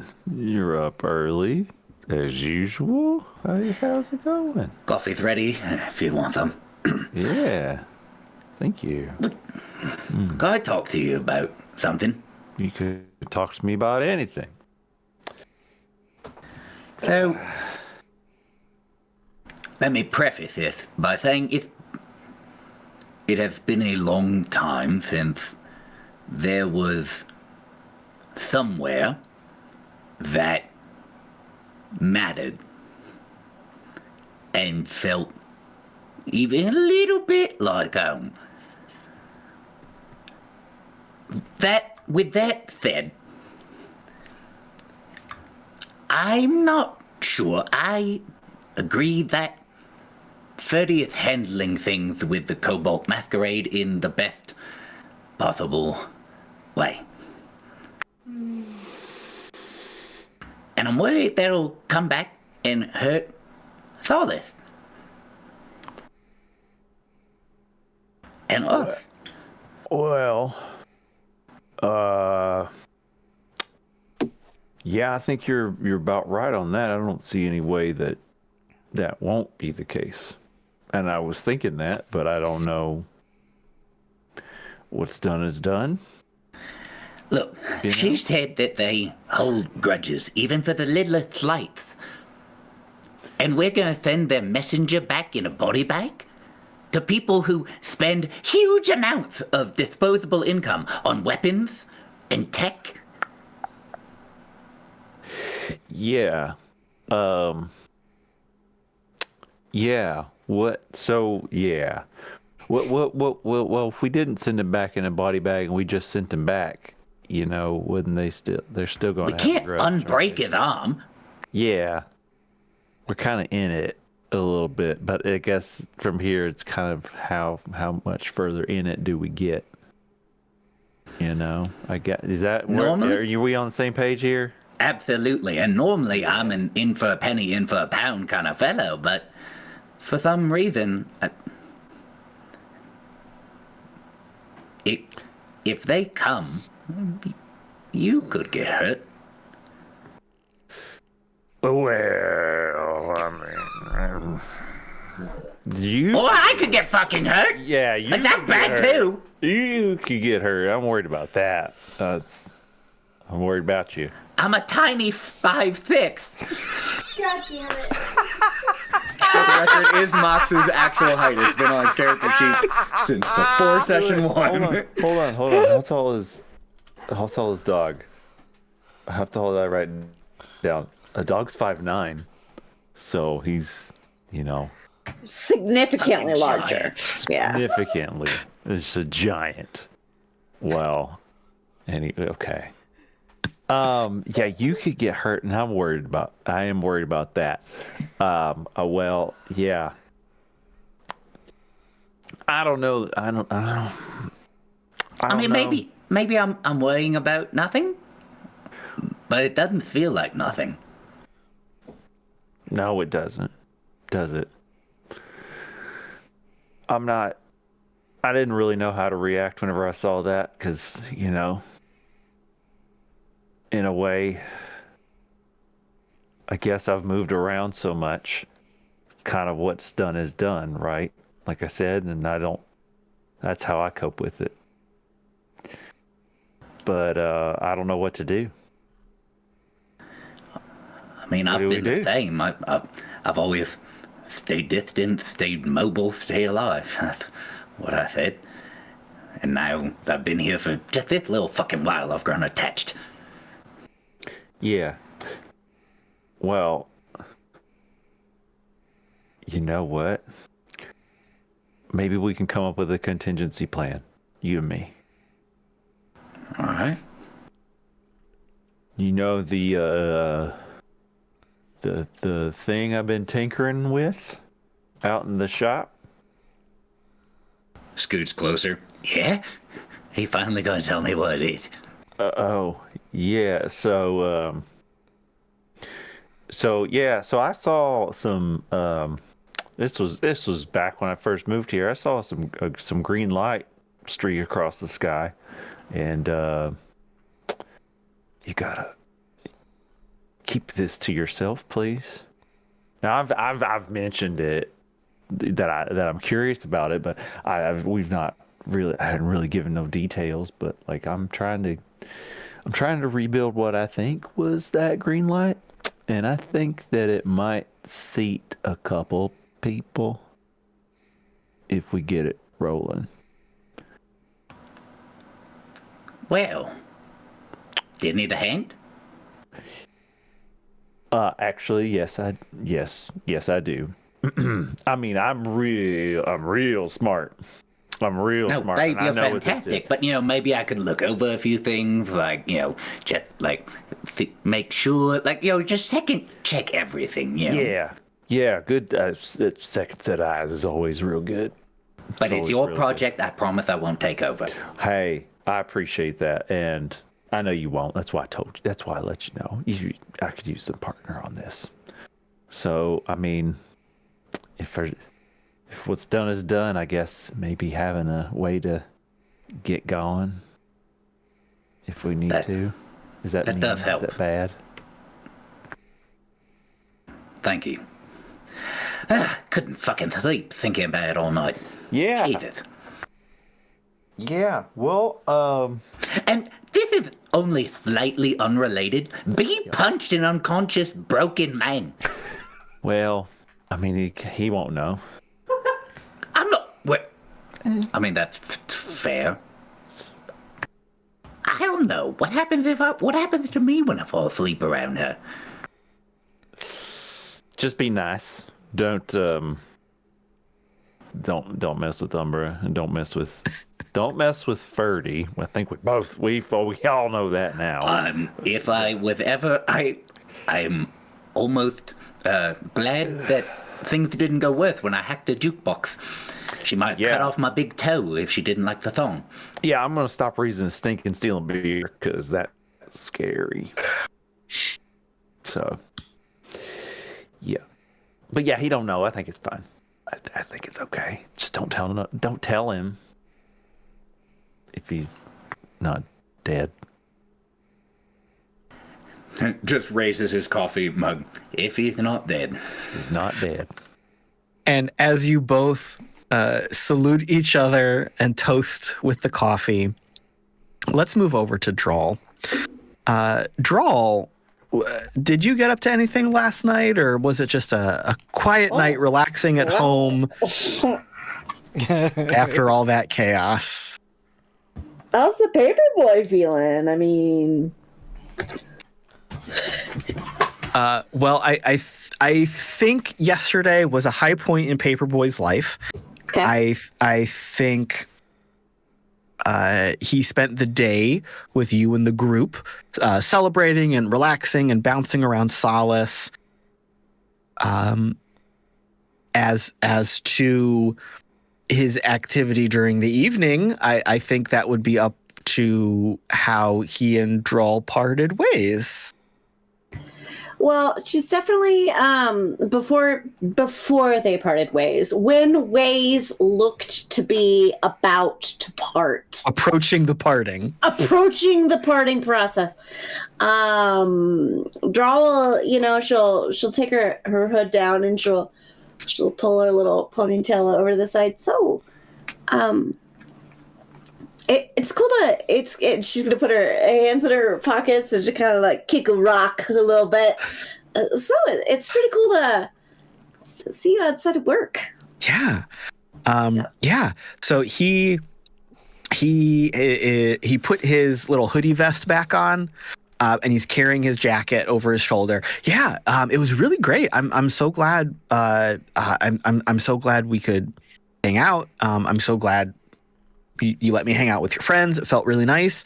And this information, my God, I don't even know what to do with it, but it's been such a good day.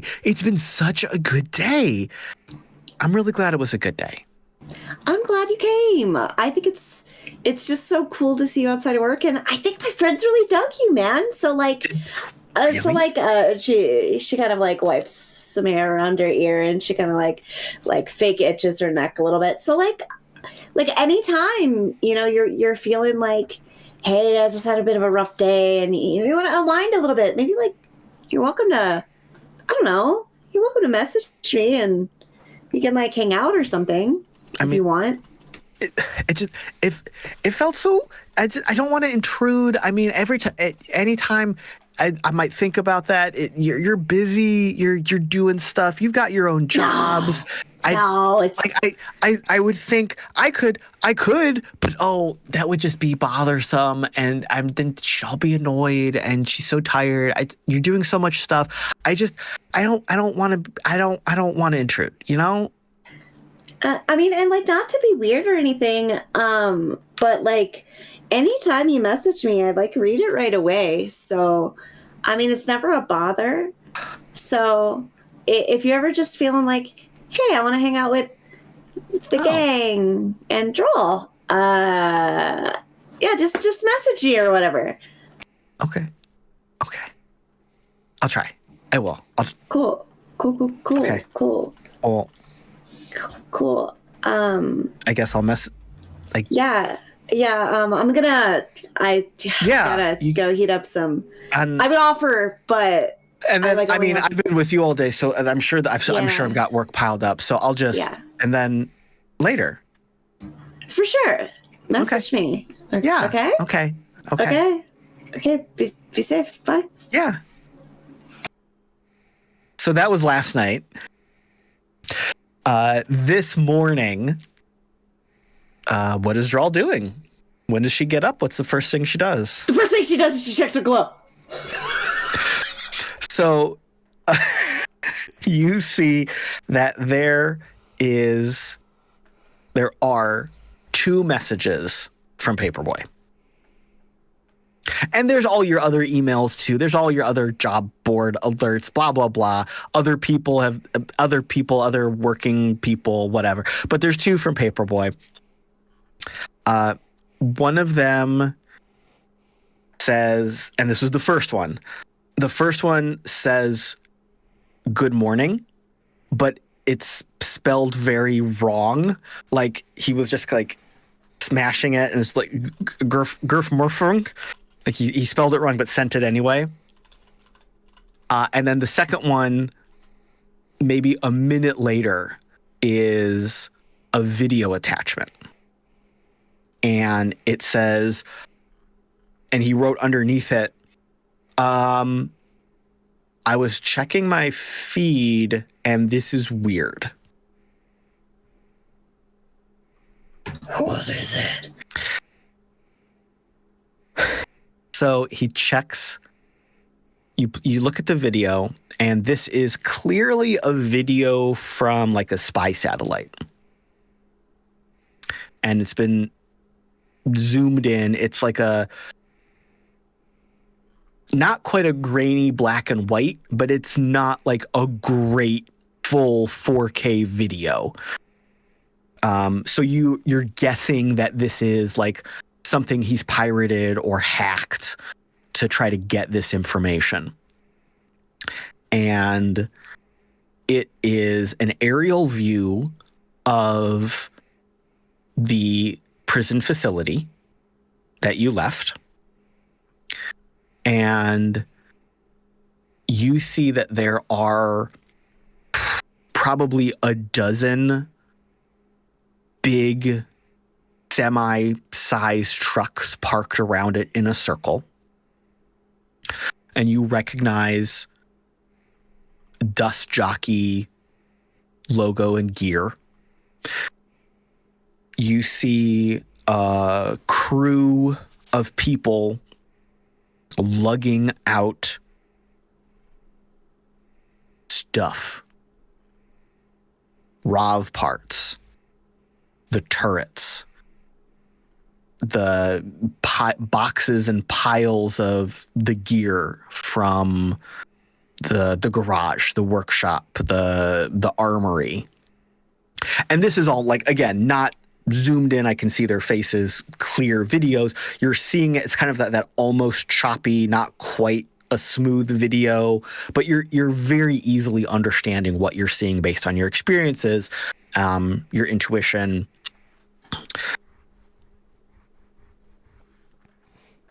You see another group. You see a group escorting a third group. And you see the group of what are clearly the dust jockeys, because you can tell just how they're moving. You can see a little bit of their armaments and their kind of flair and their movement style.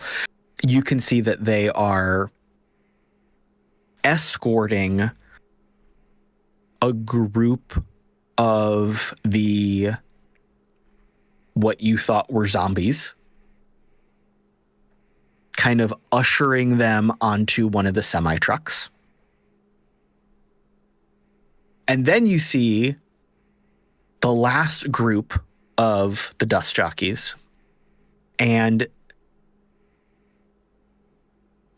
for lack of a better term, they're excavating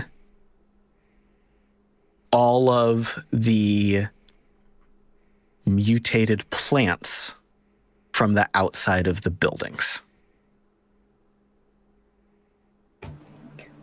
Holy shit. Send. Hopefully it's for the best. Send. Also, send. Gerdmern. Send. Smiley face. Playing it cool! Also, what the fuck, Caleb? And as you see the little ellipse pop up to indicate that Paperboy is writing back to you, we will call this episode a close and see what happens next time. How dare. Juicy.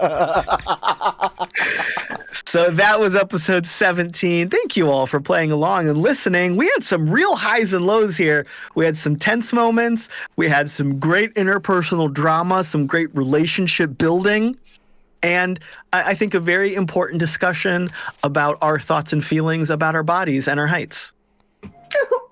Which is important to do in this day and age when we're all on the internet and we all look like we're the same size, but we're not. So glad I could assist in facilitating that today. This will be good for healing and coming together as collecting our differences and finding a path through as we move forward to a better tomorrow. Thank you, audience out there. Thank you, future audience on the YouTubes. Please let us know how tall you thought we all were before you watched that, and share your thoughts about height and size and what may or may not be on the top shelf. It is time for There so is long. no top shelf. I wouldn't know anyway. Stop furthering the lie. Top shelves are a lie propagated by tall people to make us normies feel like we're missing out on something. Reverse Please- card. That is the bottom shelf, my good sir. Thank you. Oh, and I got good your night. bottom shelf over here. Conspiracy from the step stool industry. Big Step Stool has been funding this. Please weigh in the comments before Big Step Stool shuts us down and gets this video removed. Let us know what's going on. But let us say goodbye to this wonderful group of people before these shenanigans overtake us and take us further off the rails, starting with Mallo. Thanks for hanging with us tonight, for all the bits, subs, and everything else that you guys have done for us. It really keeps this show going. We appreciate it so much. If you want to keep up with everything else that I am doing as part of IDENTECO, you can follow me at the Mallo Man. That's Mallo. There's no W in there, man. Literally everywhere. I'm on like everything. I've been doing a lot more on Blue Sky lately because Twitter is a dumpster fire, or X, or whatever the hell they want to call it this week. So come check us out there. And then don't forget to follow us on the other socials at IDENTECO and everything good like that. So appreciate y'all. Wild. Hey guys, I just want you to know you're cute whatever height you are, and if anybody knows how to find pants that have long inseams and small waists, just shoot me some messages, please, because I'm running out of jeans. It's been since college and they're fucking expensive. Anyways, you can follow me at Wildling011 on just about every platform. I don't know. I kind of follow Mallo Man around. I tag IDENTECO a lot. I find neat things. I rail about the things happening in the world. If you want to, be a part of that, you're welcome to. Other than that, drink water, take care of yourselves, and know that if you need a step stool, you are still a valid person. Thank you, and good night. And Pete. My name's Pete. You can find me on Blue Sky at Gator Pete. Yeah, that's right. And I'm 9'7". So the ceiling is right here. I can't go much higher. So that's it. Have a good night. Oh, Lauren. Here, let me just remove the phone books I'm sitting on. Hi. So good to see you. I'm Lauren. I'm 5'2", and full of a lot of whoop ass, or at least in my heart I am, but it's mostly hugs. You can find me on the internet, where the internet does internet related things. The world is sad and it makes my heart sad, but you don't. So take care of you for me. Water, vitamins, medicine if you gotta. Wipe your ass, take a shower, brush your teeth. Something, do good things. Oh, on the internet, I'm Thousand Faces Cosplay. Almost forgot who I was for a second. There we go. We got it in. D&D, other TTRPGs. I game a lot. I pet cats. I cry over building costumes, and I shake my butt on the internet. So that's just basically who I am in a nutshell. Oh, and snacks. Have a good day, guys. Thanks for stopping in. For our younger audience, phone books are these things that used to come just magically appearing. No. I was about to say she went and bought phone books just for that gag. No. That's a gag that doesn't even apply in this day. Throw that bit out. Ethan, wrap us up before this goes any further south. First of all, write your representatives about Big Step Stool. It is nefarious, and we need to speak out. Crucial. You can watch the third part of a one-shot. It was supposed to be a one-shot, it's 3-shot. Oops, All Kobolds on Sunday on our Twitch, Thousand Faces TTRPG. And you can catch the past episodes on YouTube, Thousand Faces. And we also, on most Saturdays, not this coming Saturday, stream Wild Beyond the Witchlight over on Misty Mountain Streaming. So that's where you can find us doing all things TTRPG. And I believe archives of a lot of your games are also on your YouTube channel. Correct. What an angel. He's not sponsored, but he's trying to be. By YouTube? No, by us. By phone books. I'm trying to get phone book money right now. I'm trying to bring that in. I am on the socials at the Caleb G. If you represent Big Phone Book or Big Step Stool, I'll sell out. Get a hold of me. You can find me right here for all things Identico, here and there in the episodes of Farm to Fable and all over the place in the archives of the RPG Academy.